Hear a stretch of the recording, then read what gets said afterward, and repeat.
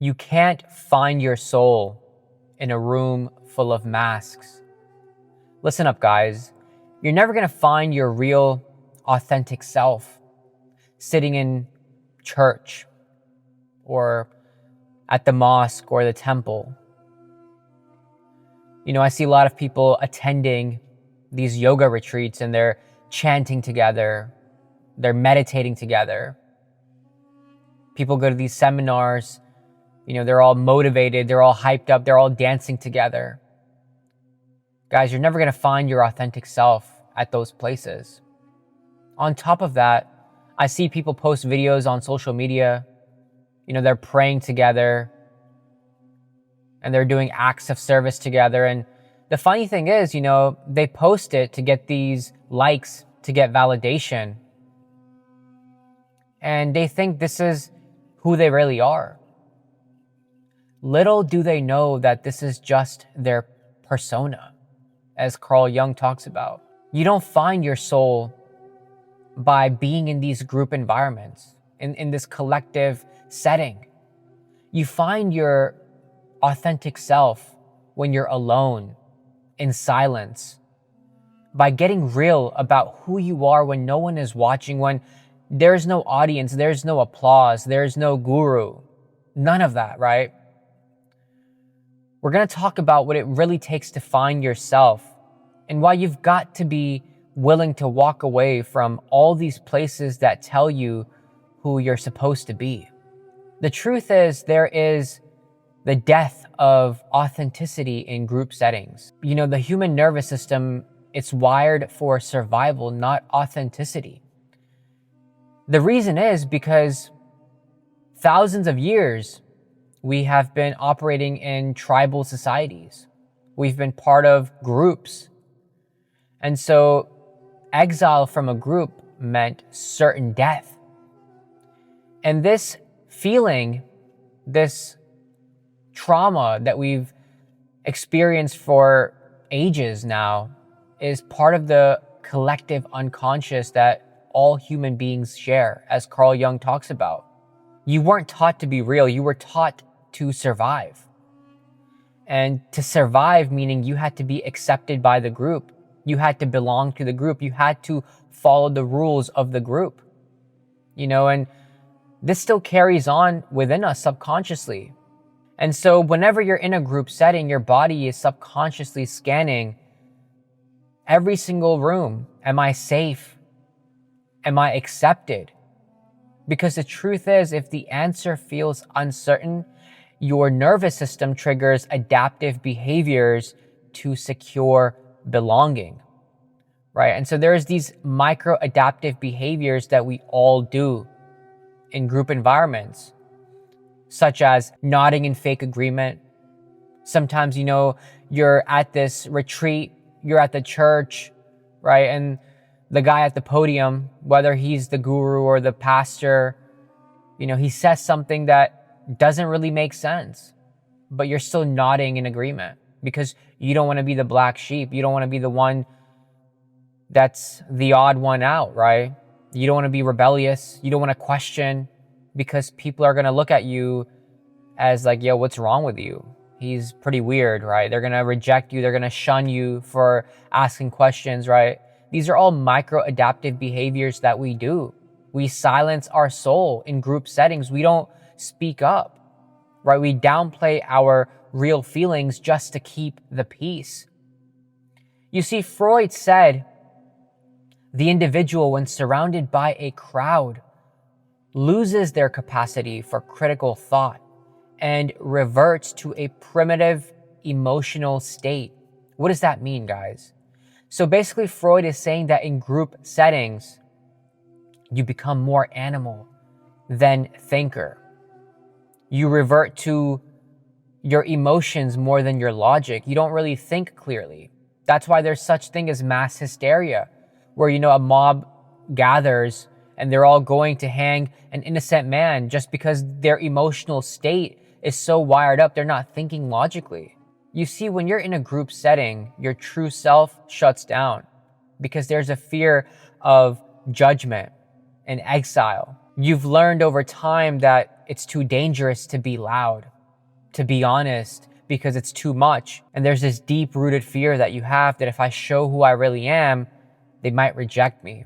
This all comes from childhood wounds, childhood trauma. You know, as a child, when you're in school, if you were bullied or laughed at, your subconscious mind was like, hide who you are. It's safer. So even in school, you subconsciously taught yourself to, belong to the group. You suppressed who you really were. Even with your parents, if you were punished for expressing your authentic feelings, your authentic self, right? That taught you subconsciously never to be like that again. And so if you study Freud, you see that he explores how early experiences of rejection create these lasting defense mechanisms that are pretty much, designed to minimize pain. Another thing you realize is that we're all conditioned for conformity. And so you could be in a group and the group could be completely wrong, not based upon any truth, but you won't be punished for being wrong. You're going to be punished for being different. If you stand out, if you say no in the group, if you say like, no, I disagree with you all, right? That's when you're punished. Over time, you realize that being different from the group equals unsafe. And you chop off all parts of yourself, your real humor, your boldness, your deep feelings, just to survive socially. Jung talks about this. He calls it the loss of individuation, when the real self is buried under the weight of collective expectation.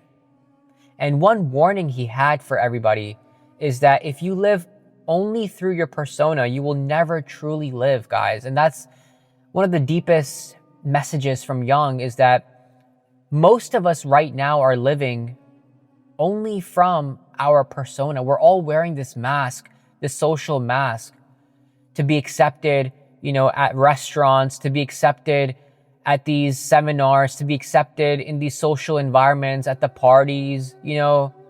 Guys, you're never going to truly live until you break free from the shackles of society and societal conditioning and cultural conditioning. It's all a mass hallucination, as Terence McKenna talks about. Another reason why group settings will never allow you to be your authentic self is because your focus is never internal. It's always outward. It's always focused on, like I said, what the group leader is saying, how the group members are reacting, what emotions they're feeling. It's never about what you're feeling. It's never about where you're at, what your thought process is in this entire situation. Rather than actually questioning where you're at, why you're even there, does this even resonate with me? You're more focused on, do they approve of me? Do they notice me? Did I say the right thing? You're constantly editing yourself, and you lose that part of yourself that allows you to be sovereign, that allows you to be self-governing. Group settings are not about self-government at all. It's more about someone else governing you. The group becomes the god. The group becomes the state. The group becomes the one in control. You see, there is an unconscious worship, meaning that in many groups, agreement becomes the currency of belonging. The one who questions, the one who challenges, becomes the threat. You've seen this in movies, you've seen this in TV shows. If you were to step out and question the group, right now, you're the problem. Now they're trying to eliminate you. Now you have to watch your back because at any time they might kill you. You see, Freud talks about the collective mind, and he explained how individuals in a group regress to infantile states, the need for a leader, the fear of stepping out of line. Guys, this is the thing, right? We're living in this society right now. We're living in this system right now. It's hard for us to be sovereign. It's hard for us to take the responsibility upon ourselves. That's why we need the government. That's why we need the state, because we feel like we need a leader. We can't govern ourselves. We need to belong. There's still that safety mechanism operating in our nervous system. There is a trade-off, and you're pretty much trading off your own truth for a sense of harmony of being in the group. You're trading your soul for safety of the group. Carl Jung also talks about this.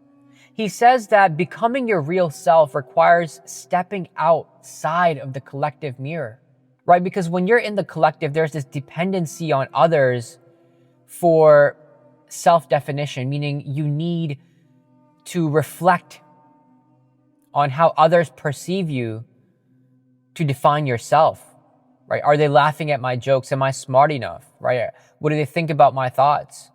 Am I valuable enough? How are they perceiving me? And this is an illusion because you think you're building a connection. Guys, there's no connection in these groups. You're outsourcing your identity to them. You're giving the only thing that you have, your sovereignty, to them.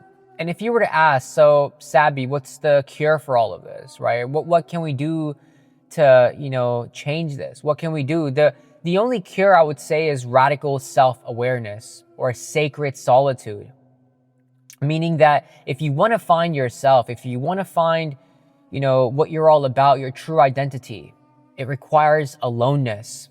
It requires solitude. It requires you walking by yourself with no one out there, with no applause, with nobody supporting you, no social media, likes, approval. You're not posting anything. No, none of that, guys. Solitude, by yourself, silence. And the reason solitude matters is because you need time away from the mirrors of others to sense your own true frequency, guys. You got to stop looking at yourself from the lenses of other people. You got to stop looking at yourself from how other people are perceiving you. It's more about how you perceive yourself, right? Being real, really real, is born in silence. It's born in stillness. It's by you being alone in nature, by you spending time with yourself from any distractions. You can't really hear your soul when the room is too loud. Jung's concept of individuation is that individuation is a sacred, lifelong process of becoming who you are apart from the collective expectations, guys, right? You have to separate yourself from the collective to really individuate. That doesn't have any ideas that come from other people, that is not tainted from the thoughts of other people. Self-reliance.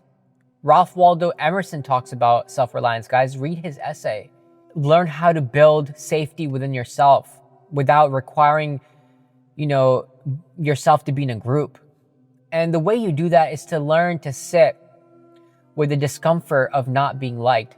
And I feel like a lot of people have a hard time with that today. A lot of people are always looking to be liked. They're always looking to be, approved of. We got to stop all of that. We got to learn to sit alone without anybody being there, right? Go a few years without any friends. Go a few years without being invited. Go a few years without, being socially accepted. See how it feels to be alone.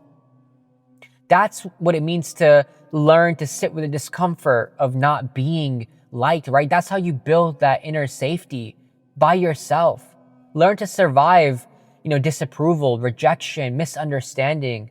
Learn to survive all of that. That's how you build yourself up. That's how you get thicker skin, right? You got to go through this suffering, this pain of not belonging, not being part of a group. This is all part of the individuation process, to be honest. And true freedom is realizing that, not everyone will love you. And that's amazing. Freedom is you loving you, whether people approve of you or not, guys. That's what I'm trying to say.